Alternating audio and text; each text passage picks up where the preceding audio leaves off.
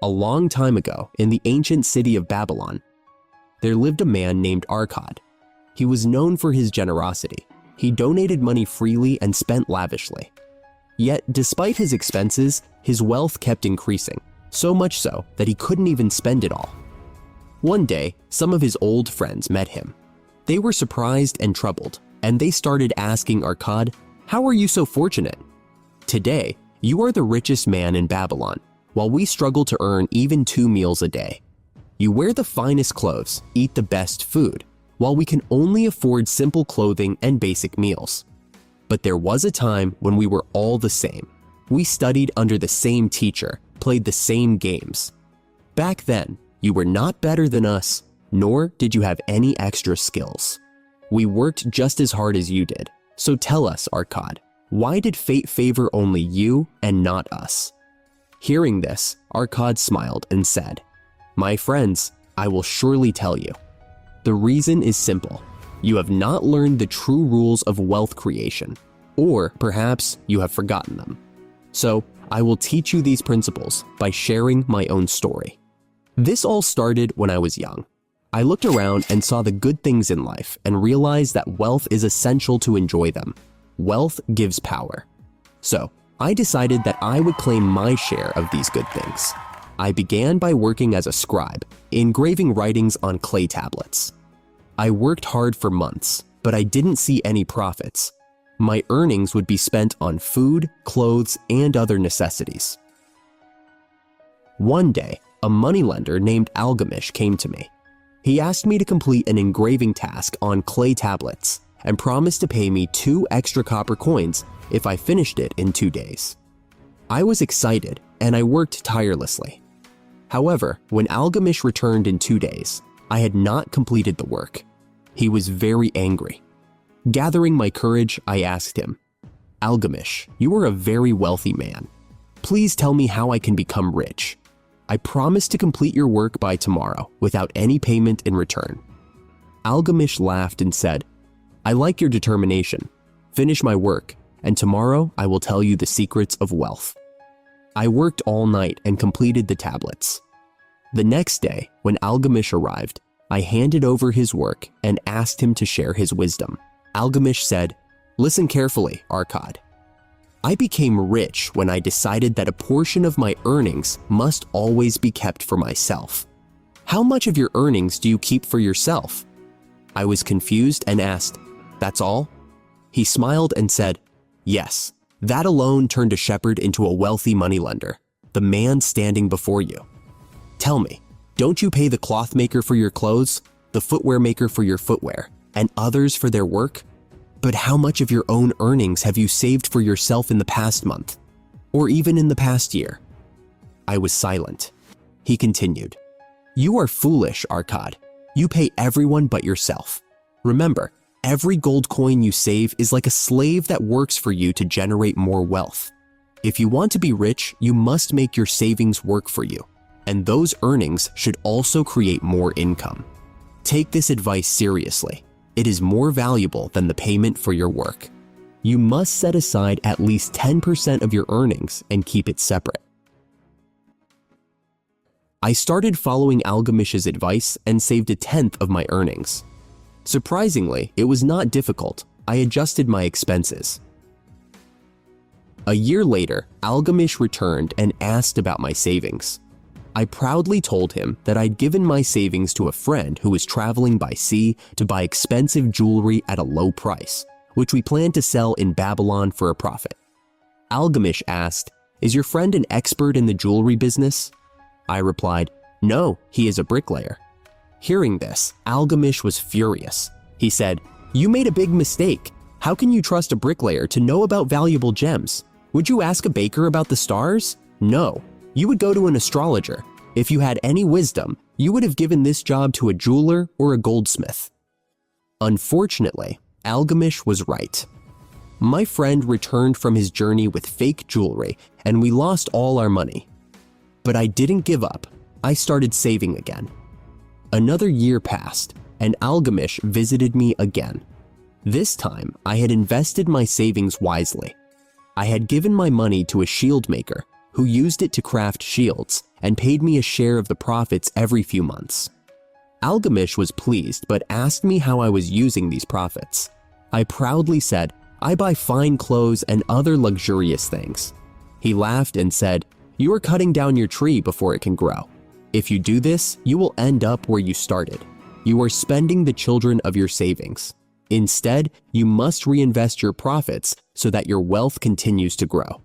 A time will come when you can spend freely without reducing your fortune, but that time is not now." I followed his advice and continued reinvesting my earnings. 2 years later, Algamish returned and asked about my business. I told him, "I am not yet making as much as I desire, but my investments are generating income, and their returns are also producing more wealth." Seeing my progress, Algamish made me his business partner. And today, as you know, I have become the richest man in Babylon. These valuable stories come from The Richest Man in Babylon, a classic book on financial wisdom. The financial principles from The Richest Man in Babylon by George Samuel Clayson might be nearly 100 years old, but they've stood the test of time. These lessons on consistent saving, smart investing, and building wealth still hold up in today's complex financial market.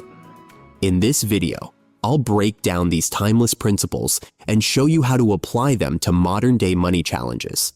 The Richest Man in Babylon rules. The Richest Man in Babylon breaks down wealth building into 7 fundamental rules. The book calls cures for a lean purse. While they might sound ancient, these principles have quietly built more millionaires than any get-rich-quick scheme or crypto investment ever will.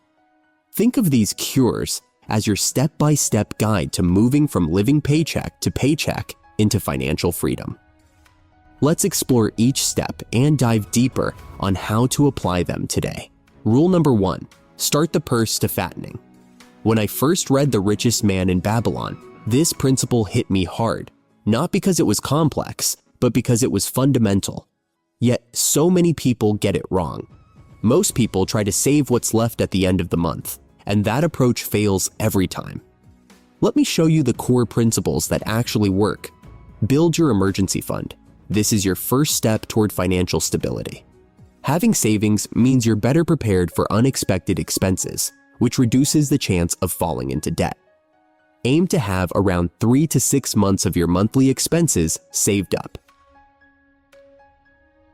Pay yourself first. The core lesson here is to consistently save a portion of your income, at least 10%.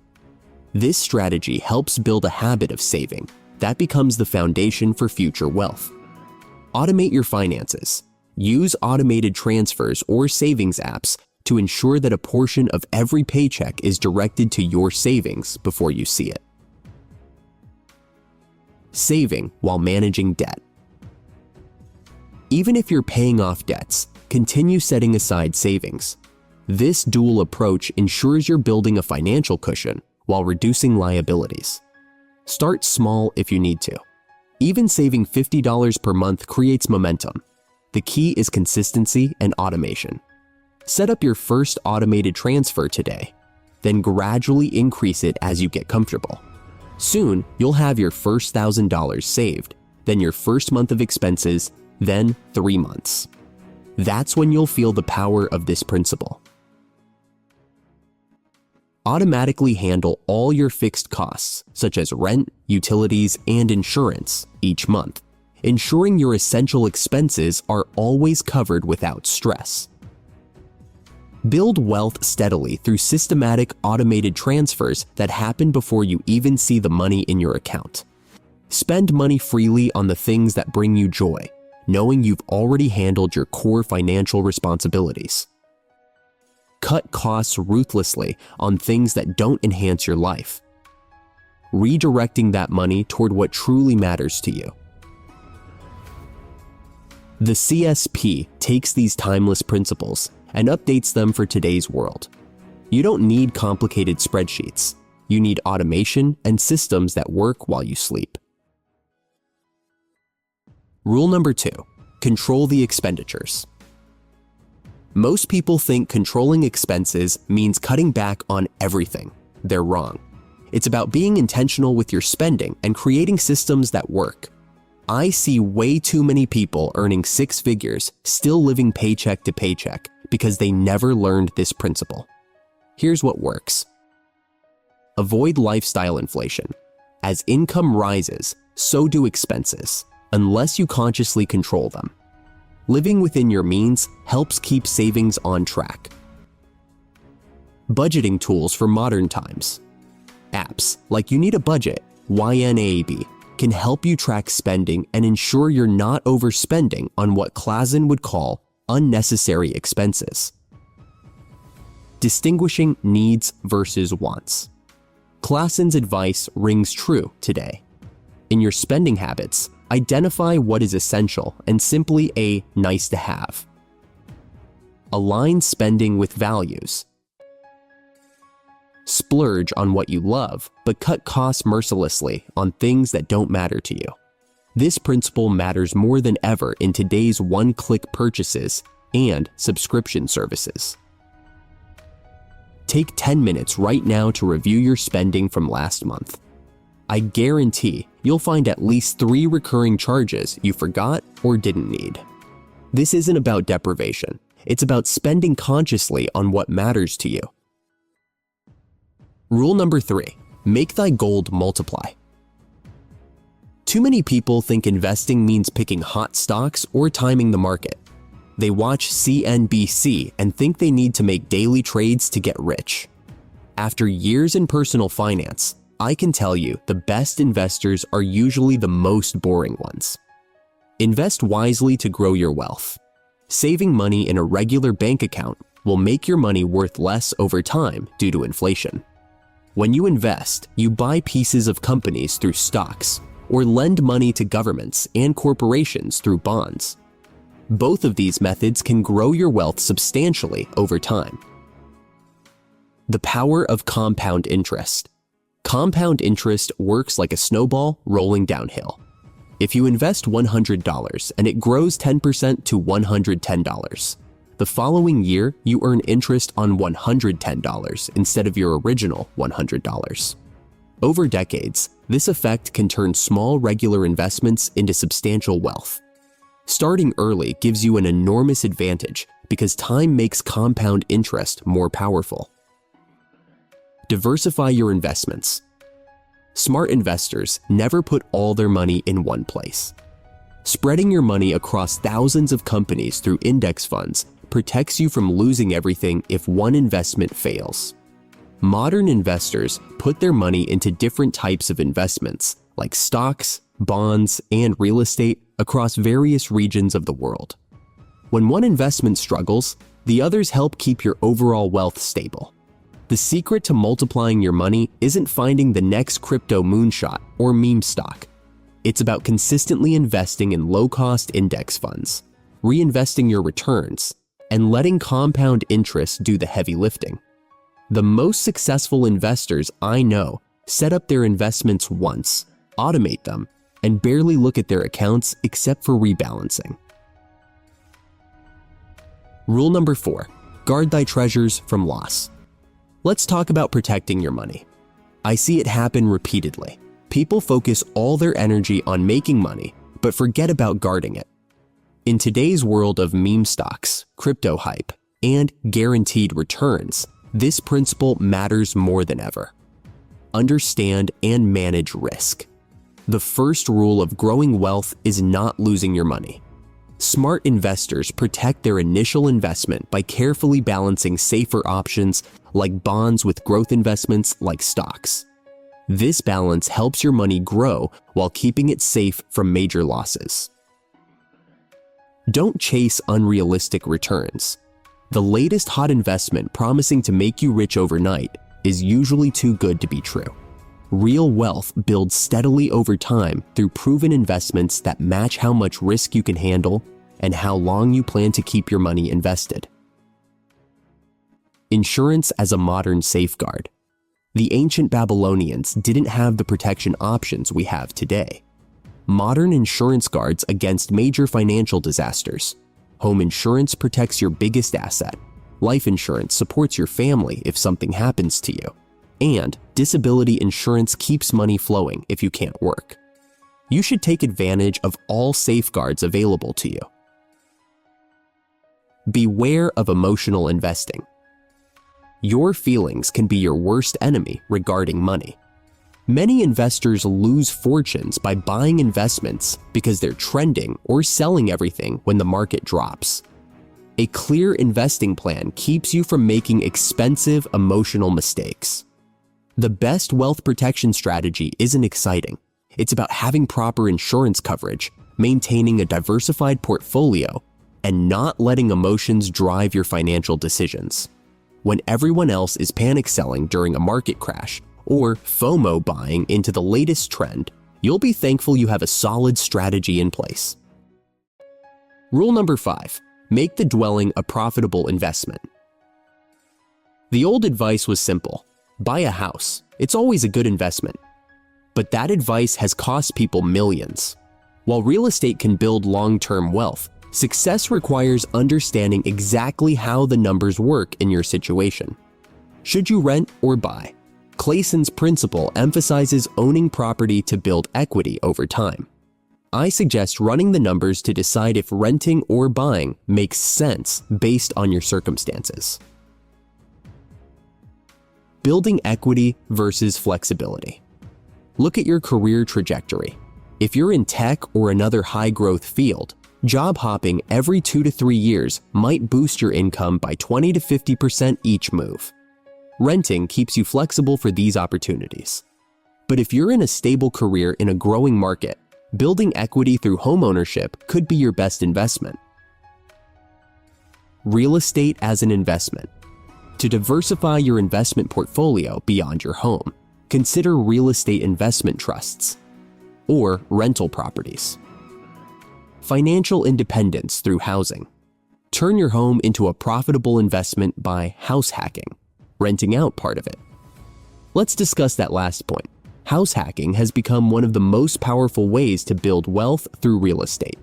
Smart homeowners are turning their basements into rental units, renting out spare bedrooms to long-term tenants, and listing their entire homes on Airbnb while they travel. A friend of mine bought a duplex as his first home. He lives in one unit and rents out the other, while his tenant's rent covers most of his mortgage. The rise of remote work has created even more opportunities.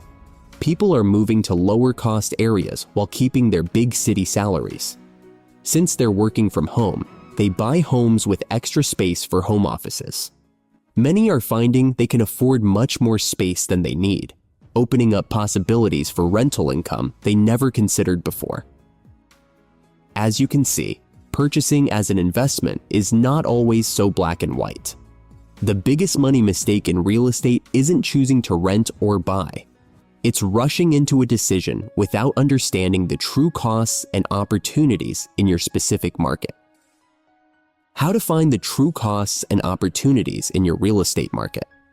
Clayson couldn't have imagined today's real estate data tools when he wrote about profitable dwellings. However, raw data only tells part of the story. The real opportunities emerge when you dig deeper into your target neighborhood.